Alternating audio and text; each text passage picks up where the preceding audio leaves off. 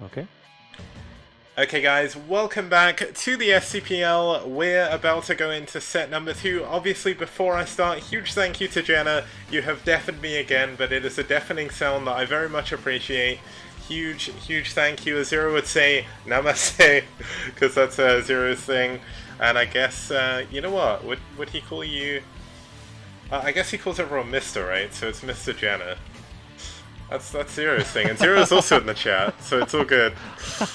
I can't get enough of Zero calling me Mr. Rapid now. That's going to be my new actual caster ID. I'm going to make every caster I cast with just call me Mr. Rapid. I mean, it just sounds much better. It's like adding boss to the end of your name. Like, what more could you want, right?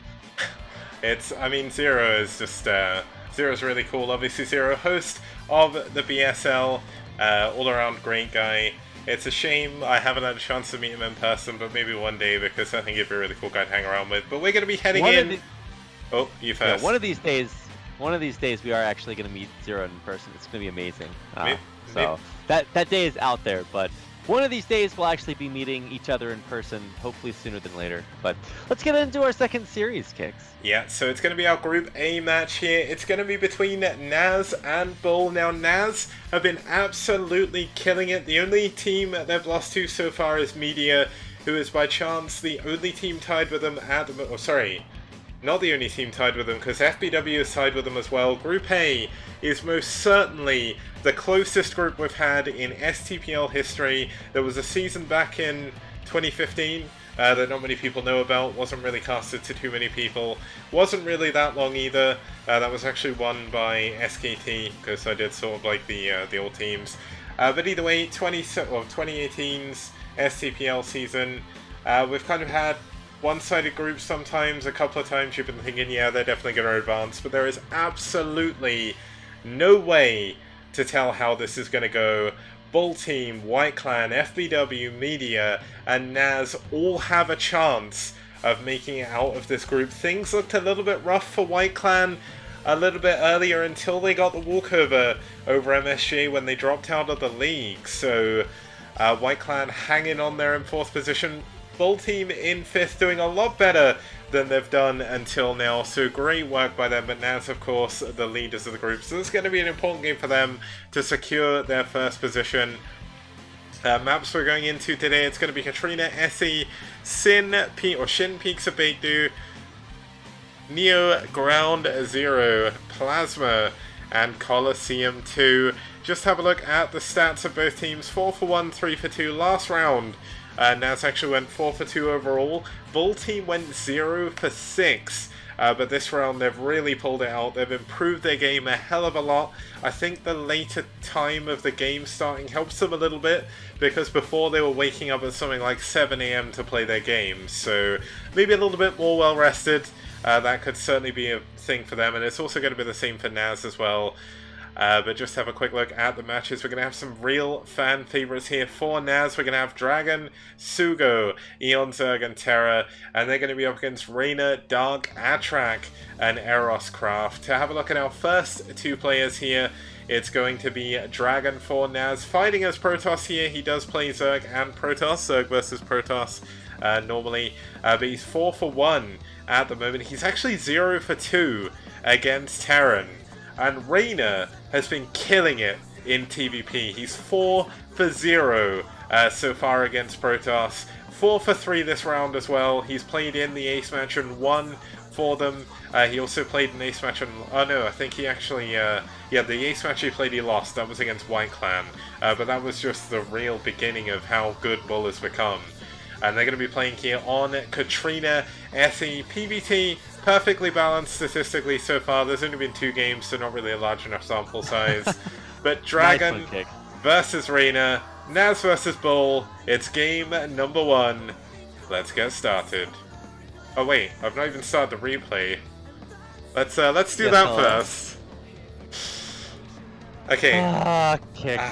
It's all good. I'm getting there eventually. Just while I'm doing this, I'll throw up the poll as well, just because I can. That is in my power.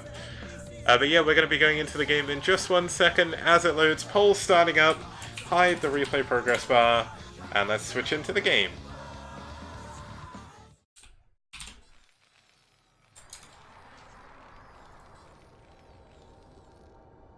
Okay, starting in the top middle position, 12 o'clock, we do have the White Terran fighting for BuLL. It's Raynor. And in the yellow 6 o'clock location, playing Protoss. This is DragOn. Yeah, DragOn, of course, the captain of NaS, so I don't know how I forgot the team name, but I'm actually looking at it on my screen right now. But things are definitely going well for me today. He did do very, very well in the Zotac Cup, I believe. He didn't... I think Hawk won, but I think he came second, if I remember rightly. Yeah, I can't remember. Correct. Yeah, it's been a while since the Zotac Cup. It's been a year and a bit now. It's nearly been that long since Sale disappeared as well. It was around the Zotac Cup that I got in an argument with him about Troy, and then he left, and I never saw him again. So I'm sorry, guys. My love for weird maps killed Sale. Hopefully he's safe though, and he's feeling good somewhere. That and you had a secret agent UK assassin take him out. Yeah, I sort of I can't remember the right word, but like boomeranged off his popularity, got myself on the map a little bit. Then I'd had my usage of him, and I took him down. You know, Cadency put him in a basement. Still there, even though Cadency's in Korea. Things have been a little bit awkward for Sale, but hopefully he's doing okay.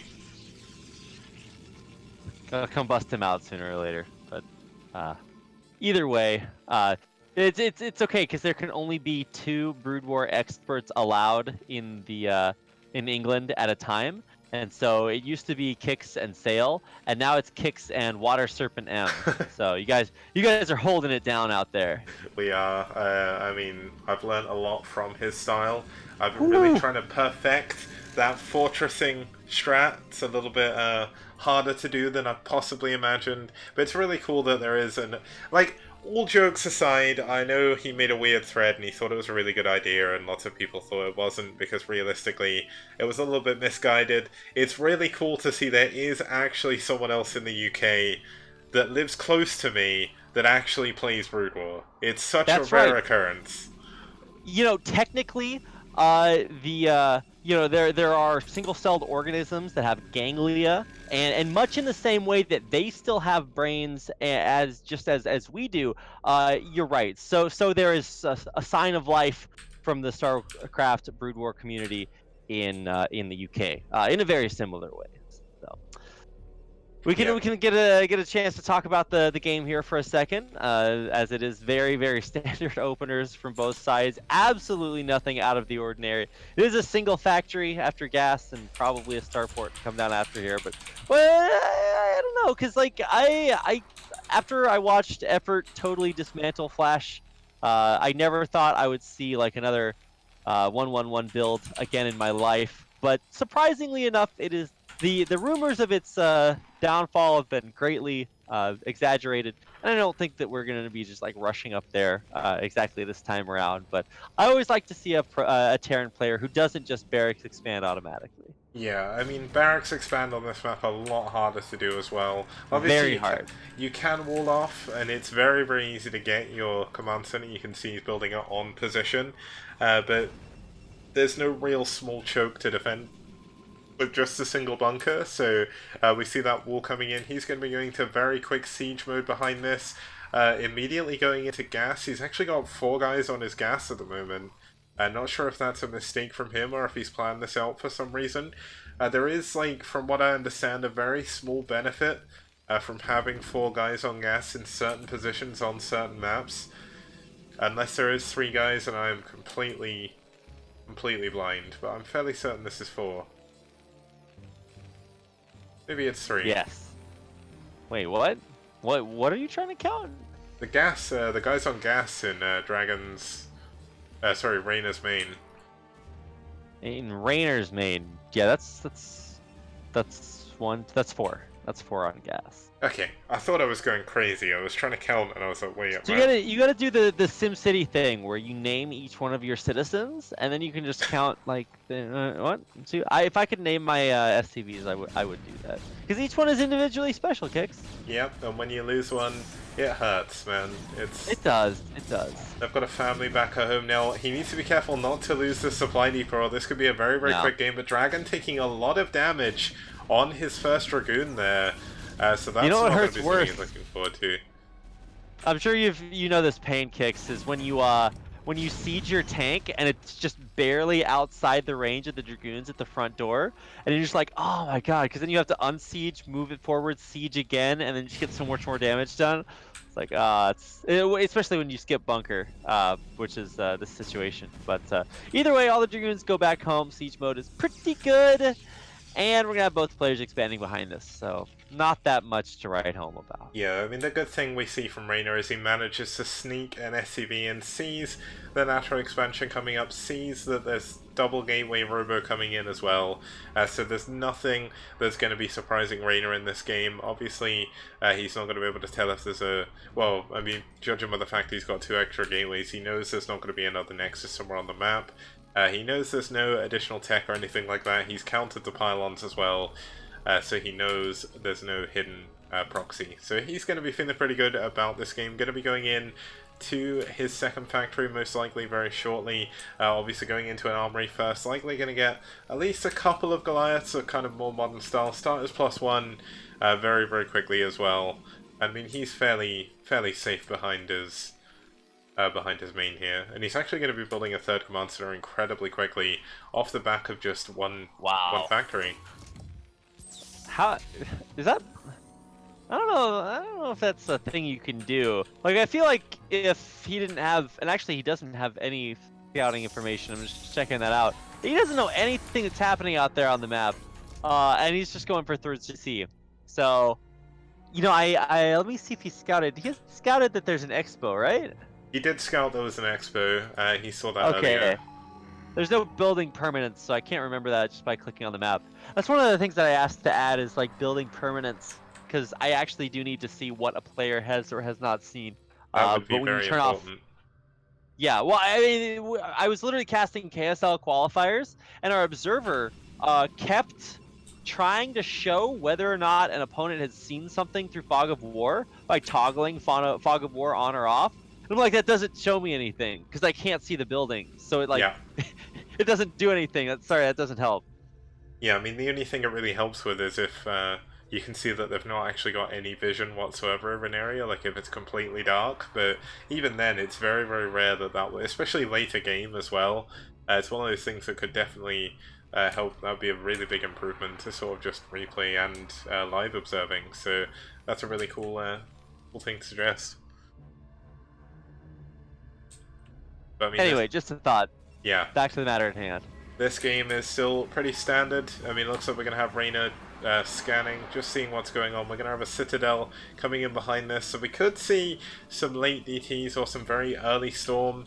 One of the styles that used to be quite popular on this map was the old Kingdom style, where you just go for mass Gateway, mass High Templar with Storm, and DTs mixed in as well. We're going to have 4 factories overall here for Raynor. I mean, Raynor, even though it does look a bit crazy to be taking this early third base, DragOn is sitting very, very far back. DragOn, despite having observers, doesn't really see all that much. He's actually going to lose one of his observers. And he's got a long, long path to go attack Raynor's third from here. And there's going to be tanks defending this. So, I mean, DragOn has to answer with something. And he's a little bit far off doing anything at the moment. It looks like it's going to be two base arbiter from him. Yeah, this is something you don't actually see all that often. Most of the time, it's shuttle opening with either like DTs or I guess most of the time it's just Reaver. But third base is coming up, so it's not going to be a strictly 2-base arbiter. Man, I remember seeing 2-base arbiter where you actually just power through straight to the arbiter and try to run across the map. Not highly effective, at least for the games that I've seen it on. It's very map and situation dependent, so... Yeah, in general, you do need an economy to pump out a bunch of units to use either recall or maybe go for a fast stasis or something, but Cloaking Field by itself is not that great. Yeah, now one thing that, I mean, a lot of people may not understand, but when you look at this map, the mains and the naturals are kind of long, thin strips that kind of branch out around the edge of the map in like this spiral shape. that makes recall incredibly powerful on this map. It's very hard to get recall defense in every single part of your main. If he can get an observer in here, that's going to be strong, but you can see Raynor is already preparing for stuff like this. He has a massive turret line across his base. There's not going to be a single observer making his way into Raynor's base now, and DragOn, unfortunately, is going to be kept completely in the dark. Man, it's so hard to keep Protoss players in the dark because you really do have to be super vigilant. But Raynor is investing like heavily into this turret ring, so we are just really. That's 1, 2, 3, 4, 5, 6, 7, 8. Nah, it's like 8 or 9, like almost 10 turrets. Yeah, about 10 turrets. There we go. That he's put up just to keep vision and shuttles out of his base. And that's actually not enough turrets to stop shuttles. Like, the shuttle can still get in there. For Arbiters, I think the Arbiter can still get in there too, so... Yeah. The Arbiter, basically, you need 3 turrets quite close together to all shoot the Arbiter at the same time. And even then, if they use the energy, the recall still goes off sometimes, so... it's so disgusting. Because, like, you'll almost kill the Arbiter, the recall will get off, the Arbiter will die, and it's like, well, there's still tons of stuff in my base. So, you know, good luck with that one, my dude. Yeah, I mean, the one benefit we've got for Raynor is he's got a decent number of factories. The 750 minerals he spent, 750 minerals plus, he spent on turrets. Not really too impactful. He's still got a good factory count, he's still got a good unit count. And DragOn, despite going into a little bit of a later third base, is finding himself not able to get too far ahead in supply over our Terran player because he just doesn't have the gateway count yet.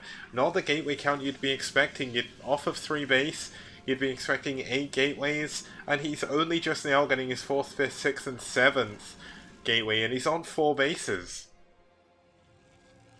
Yeah, so wow, this is very to add that on, especially when you're using Arbiter tech. You know, the high gateway count is kind of something that you need because you're going to be throwing away a lot of units that never come back. So you do need a way to reproduce those. So obviously, gateways are where those come from. But ooh, wow, how many of those hit Dragoons? It actually looks like the splash from the mine actually only hit 1 Dragoon. So yeah, this Zealot is a pro minesweeper. Unfortunately, the Vultures still get in and kill quite a few probes. So that's pretty worthwhile. There's only 3 probes left over at that base. Yeah, that's a really, really worthwhile investment. The trouble is for DragOn is this base is going to be quite easy for Raynor to assault from the high ground if Raynor does choose to push. I mean, it looks like he's going to be waiting for his 2-1 to finish. He does have that double armory going 2-1.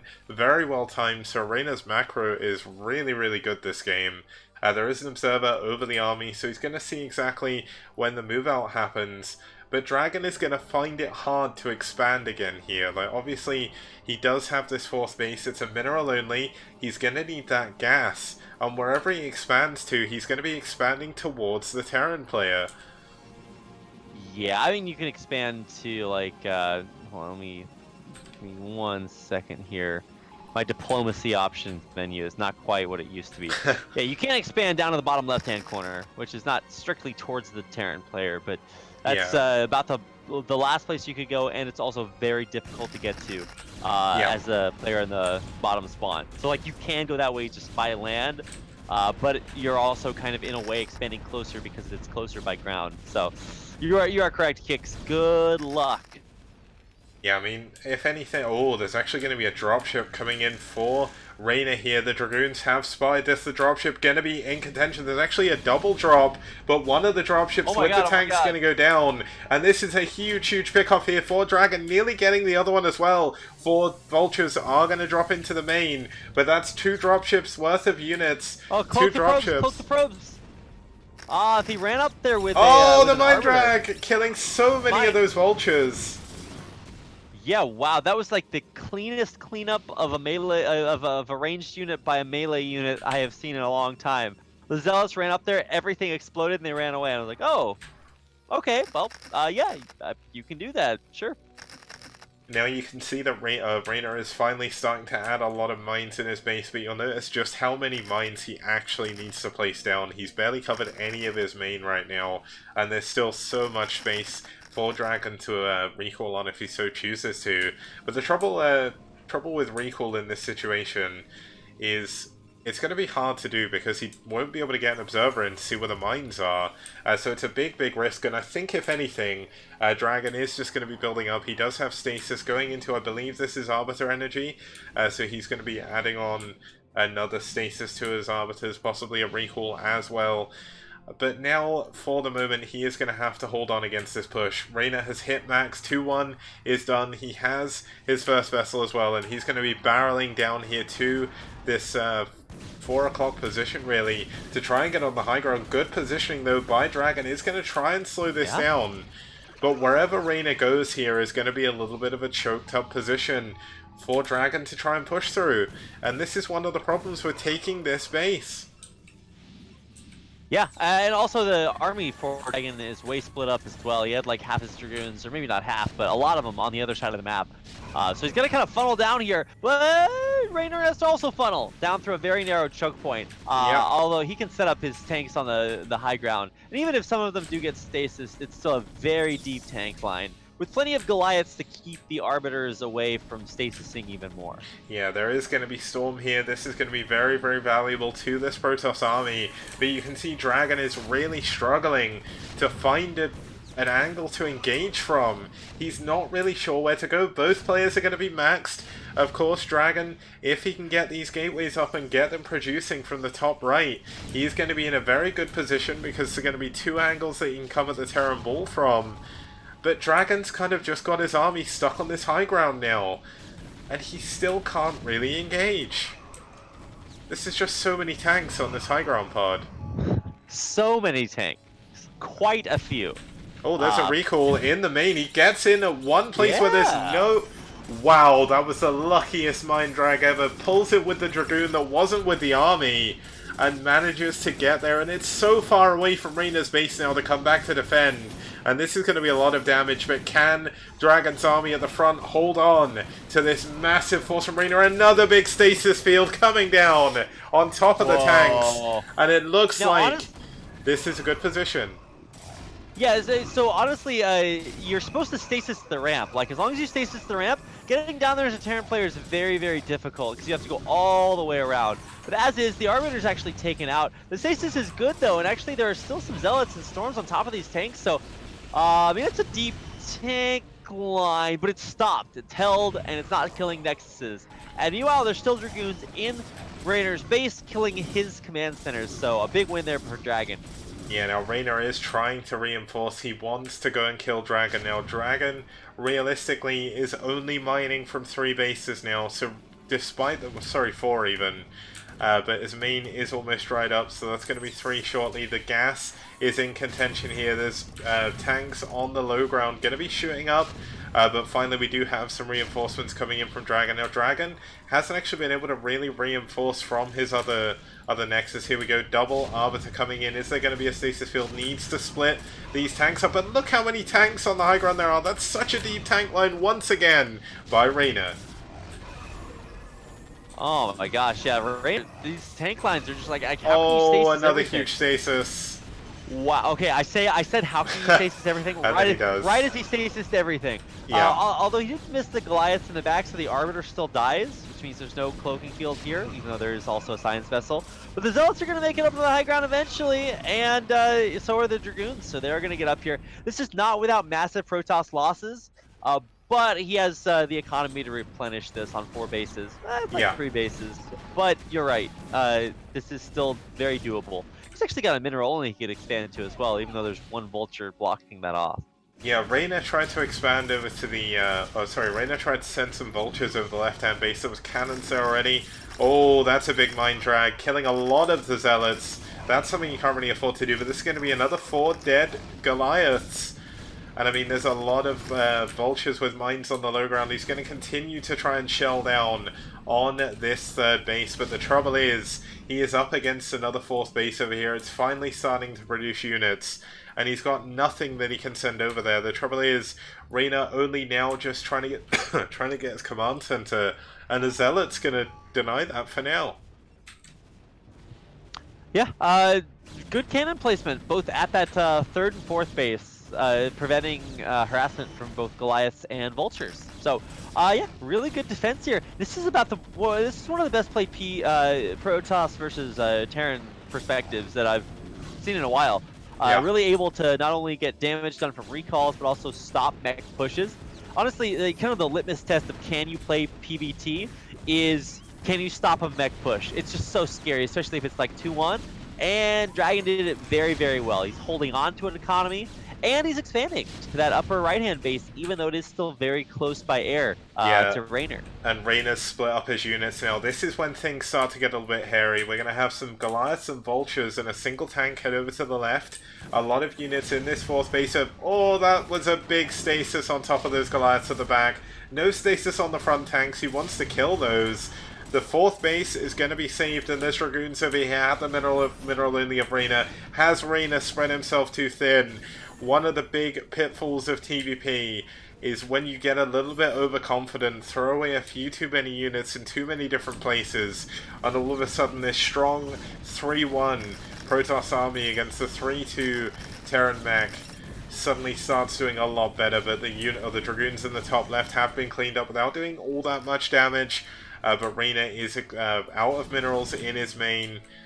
He's still only just now rebuilt his natural, but there's not really that many minerals left. A little bit left of the gas, but DragOn is in an incredibly strong position here as he moves on forward. I actually heard a DT. Oh, he's got 3 DTs killing up those Goliaths. It's like, wow, if things aren't bad enough right now, by the way, your stuff's dead to DTs, so good luck with that one.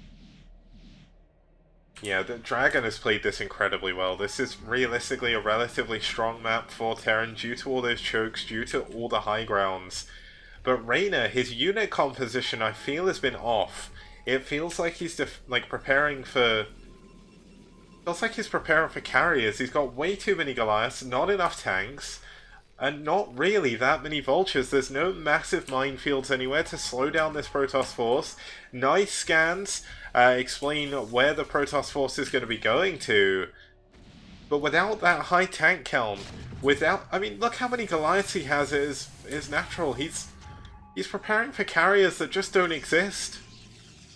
Yeah, I mean, to be fair, he also added on 1 billion turrets earlier on, and those did absolutely nothing. Yeah. Because he still died to his base still died to a recall, so it's like, well, that's a lot of investment. Now he is dropping the upper right-hand corner base with siege tanks that should be able to take out these cannons. So this is going to be shut down the Protoss's freshest base? That's a big deal.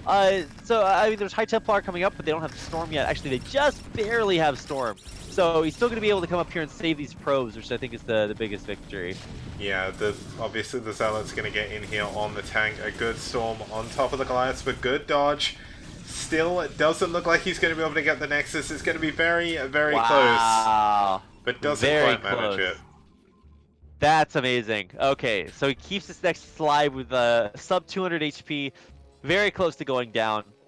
It was focused, so it's the best you can do as Raynor, but just barely in time. DragOn there to defend it. And he's gonna be throwing up a bunch more cannons here. And honestly, maybe he should have had those earlier, but he's still just like firing on all the cylinders. He's maybe a little bit mineral light. He's mined out on his main natural, and third is about to mine out like a couple hundred minerals on all those patches. But he's getting a mineral only up, and he also has that the right-hand side bases. So yeah, cool for Raynor. Where does he go? It's hard to expand here, especially now that his main and natural minerals are starting to mine out. Especially with those energy upgraded armsters as well. As long as he's got recall, which he should have. He's going to be able to recall into those bases very easily from his own main if we see a bottom left expansion. But I think the big problem for Raynor is he's got a lot of supply, but he still only has 2 machine shop tanks, or machine shop factories. He has, it feels like, about 4 tanks overall. This is a massive Goliath army, and his 3 gases that he has are about to mine out. So how is he going to rebuild his tank count? He can't. He can't afford tanks anymore, and Goliaths are not that good. Yes, he has 3-2. Yes, he's going to be able to pick off those armators very quickly, but without tanks to take out the other units, what's he going to do? I mean, this is going to help him. DragOn wasting a lot of units on those mines, but this army is just going to be caught off guard once again. And there's going to be absolutely nothing he can do. But can he take down the 2 mining bases of DragOn? Nice stasis fields going down on all of the units. He's got another one. How does he keep doing this? These are the best stases I have seen just ever. Like, wow, this is very, very well done. He's going to be able to bop this army out, and how are you going to make that again? So you're mined out on your main, natural, and third base. And you have, like, maybe 1 mining, but it's, so wait, a mineral only. So, yeah, this is realistically, this is about it. And he's down by 40 supply as well. So you could just look at the numbers, but I think it's more impressive to look at the ability to control the Terran force with stasis and just army movement. DragOn just playing like a boss. Yeah, no, this is those sad moments in TVZ. I mean, he actually scanned on top of his army thinking there was an arbor there, but there wasn't. So the Goliath's going to come out, get absolutely annihilated. A base trying to come up here, maybe try to use the few tanks he has to hold on, to expand again, to try and get another gas, but the Observer coming in immediately, getting scanned and sniped straight away. But what is Raynor going to do against this army? We have 3-1 upgrades still for DragOn, not overdoing the upgrades. DragOn is about to push in to a completely undefended mined out base, but that is going to cut off reinforcements from getting down to that left-hand side base for him. And this is just absolutely insane. DragOn has the unbeatable army here. The command center lifting off. Honestly, it's not even worth saving that at the moment. The Marines are in the bunker, go down immediately, and this has got to be the death knell. There's actually quite a few SCVs on this patch going to go down as well. And I mean, DragOn never even rebuilt his third gas. He was so far ahead, he felt he didn't need it. You know, I always say, every time I cast TVPs and the Terran is still alive, I always say that there's always a chance for the Terran player to come back. Because, like, eventually inevitability does kick in, and 3-3 Terran mech is just, it's unreal how much better. All the tanks, they're gonna get caught off guard, sorry. Over Protoss units, but actually with these stasis coming in, and I always have both arbiters before they can stasis. And now you're gonna funnel all your Protoss army up this ramp into mech? I don't think so. So wisely, DragOn turns around, but he just sacrificed those arbiters for free. Imagine how different that fight would look if you get 2 Dream Stasis on all the Goliaths and tanks. Yeah, that would be insane. There is a lot of Storm here on the High Templar. He didn't actually get the... Oh, he just finished the energy upgrade on those. Oh my god, he's going to storm the minerals. Doesn't quite get the perfect storm there, but he gets another one on top of everything. 8 kills on that Templar. And that tank on the high ground is doing so much damage to this army. But DragOn is so unbelievably far ahead right now, macro-wise. Raynor would need an absolute miracle to come back here, but he's going for a double drop over on the right-hand side. Can he take down this base that he got to very low health before? He's got a vessel over here for detection as well as a D-Matrix. But he's going to throw out some mines, but oh, I guess there's no observer here. This could actually be a little bit harder to clean up than I expected. Never mind. The mine drags one, but with the D-Matrix as well, this is still going to be a pretty decent drop. But it's not killing the base, and that's the big deal. Is that, like, the base is the only thing that matters at this point. Because realistically, Raynor has sub 20 probes in his army. He's got maybe sub 10. I don't know. I haven't counted this, but I'm guessing it's less than 20. That's not a lot to fuel a mech army, which is very expensive. But yeah, he is doing a good job ferrying these units over. And both players are expanding again. Raynor is definitely far behind, but he is not giving up. He's trying to expand yet again, and DragOn is kind of finding himself pulling his entire army all over the place to try and deal with these drops. The 5th base is going to go down. The cannons not going to really help out too much. The probes are actually going to transfer into nothing. And let's see how well these 2 tanks can trade. Doesn't look like very well. He didn't have vision over them. But he saves his vessel, he secures this base over on the left-hand side, and more importantly, he's mining gas again. And if he can get enough gas, if he can get enough tanks, all the Goliaths that were sort of piling up in his army before, they've mostly been taken down. Yeah, he is pretty much going Goliath tank, still kind of over-preparing for air, but it's somehow working out. If he can turtle up enough, if he can get mining enough. I mean, it looks like he wants to go for a push. Is this a mistake? I did say it, Kicks. I did say that as long as the Terran player wasn't dead, he could always still win. That is not the greatest stasis. Second stasis is better. Still quite a few Goliaths. Oh, High Tempo dies before it can get any storms off. I don't know, Kicks. And the thing is, the stasis is actually blocking the back tanks. They are keeping them alive. This is a great trade by Raynor. Nice storm going down. Good D-Matrix on that first tank. Gonna be double dropship coming in to help out. In here to help out. But this siege line holds on for now. You know, it holds on.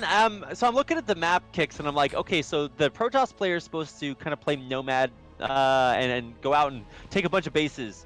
But all the bases that the Protoss player can take, I mean, DragOn's got everything. Maybe there's one mineral only, but even that is just a hop, skip, and a jump away from the Terran's main. So yeah, there's not a lot out there. This is a bit dangerous though. DragOn has the initiative to push into the left base, and the tanks are all stuck in the middle of the map. This is going to be a lot of damage coming down onto the other base, and if he holds this position, he's going to block Raynor from... Oh, that's a huge storm! Oh man, that High Templar has 16 kills on it as well from earlier, so coming back for more. There's 2 command centers here, and I think they're both going to die. And this is probably going to be the nail in the coffin, or what inevitably leads to Raynor's loss. Okay, if he had lost both of those command centers, but as is, he just replaces it instantly. Yeah, and the interesting thing is, this has been such a strange game with DragOn in such an unbelievable position the whole way through, but DragOn is mining out of his bases. He has the fresh base, which is relatively close to Raynor, but how is he going to go attack this left-hand side base? He's going to have to go and recall it. But he's lost a lot of Arbiters as the game's gone on due to the sheer number of Goliaths. The sheer number. Yeah, usually Goliaths hitting Dragoons is not what you want the Goliaths to do. Just like Rays are used for their air attack, Goliaths are used for their air attack too. Ground attack's not the greatest, but it is still good. I mean, +3 is still, what is that, 15 damage every shot, and they do have a high rate of fire. So it's going to be a good way to shut down this upper right-hand base. Honestly, I'm still surprised that base is not mined out yet. That's been up for a while. But it's going to go down finally. It was weakened from earlier. But yeah, there it goes. It actually got killed and then rebuilt again. So that's okay. An extra Nexus that going down. That explains the kicks. Yeah. Detective Kicks on duty. I just thought it still would have been taken out. Or still another Arbiter going down. And he is pushing into such an entrenched position here. DragOn is throwing everything he has at this. The Zealot's getting caught up. The SCVs have been pulled down, and this is an incredible defense here by Raynor, but it looks like DragOn is just about to push through. Zealots getting on top of the tanks, Vultures coming in from behind, CC forced to lift and run away. Oh, nice mines on the Dragoons, at least for now. But I mean, without this base, Raynor is incredibly low on money. He's incredibly low on hope. His units have been absolutely decimated, but he's still fighting. And he's still got a large force of Goliaths and tanks over one of the last bastions of mining here for DragOn. Where? The other main. He's going to take out all the gateways. Yeah, but you said he had a lot of tanks and Goliath. I said a lot of Goliaths, a couple of tanks, but yeah. It looks like the extra base has gone down. Raynor pulling his units away. He's entirely mined out every other base he has. Just about 100, well, just about like 500, 600 minerals at the other base. He's going to try and come in here with Vultures to save this bottom left expansion. The CC is going to go down, but good mine surround is going to take out all of those Dragoons. Okay, moving on this one. Yeah, close. Oh wow, he actually did kill the Vulture in time. That was a sick, epic battle right there, Kicks. But I think the death knell is tolling, as they say, Kicks. There's not a whole lot left here. Protoss is just now getting up another base, and we are. Oh, he's actually retaking the upper right-hand base for the third time. Wow. Okay, how many SCVs does this Terran player have? Oh, I guess they're all distance mining. Okay. So realistically, everything is about the 9 o'clock right now. If that base goes down, then that's gonna do it. I think it actually just might be GG anyway, especially if he Yeah. like does a sick recall or something. Yeah. Does he even have any arbiters anymore? Oh yeah, he has one. Yeah, he's got a couple. There's one in the bottom left-hand corner. I think he's just gonna drop a fat recall right here. Oh yeah, Yep, there we there go. it is. I mean, Raynor's gonna try and lay some mines. Mines are pretty good. Oh Apparently wow, mines mine's are very really good. good. Yeah. But still, that's going to be too much. I mean, there's more zealots on the map than Raynor actually has units, I think, at the moment. So this is a little bit unfortunate. Some of the SUVs do try and get away. A nice D-Matrix, or D-Shield, as Sham2 calls it, over here on these Goliaths, but it's not going to be enough. Eventually, if DragOn just pulls all his army, he's over 140 supply ahead, and he can just go kill him. GG! And Raynor, after a very long and difficult game, taps out. Man, 34 minutes there, Kicks. Whoa! You were like, hey, you want to stick around for another series? And I'm like, yeah, sure. Well, 34 minutes later, I may be rethinking things a little bit, but wow, what a game! And DragOn is just like, DragOn is very, very good. It's props to Raynor though too. He's hung on for 34 minutes, kept coming back even though he had basically no economy there for a while. Wow, that was really impressive. Yeah, he had some of the best I've seen in STPL of just small amounts of units just holding on to impossible situations. I mean, just imagine that game if he had like one, I mean, even one or two additional like machine shops earlier on. If he had more tanks, like maybe he could have killed DragOn a lot sooner.